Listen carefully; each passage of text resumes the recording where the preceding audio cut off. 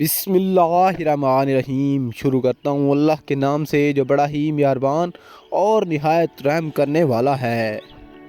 امام علی علیہ السلام کی خدمت میں ایک شخص آیا اور عرض کرنے لگا، یا علی، میں بڑا گنہگار ہوں، مجھے میری نفس گناہ اور زناکاری کی طرف دھکیلتی ہے۔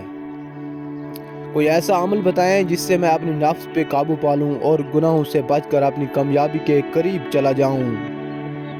بس جیسے ہی یہ پوچھا گیا تو امام علی علیہ السلام نے فرمایا، اے شخص، اس شخص کو اللہ پسند کرتا ہے جو اپنے گناہوں پر پشیمان ہوتا ہے اور اللہ سے معافی مانگتا ہے، دوسری مرتبہ گناہ کرنے سے توبہ کرتا ہے۔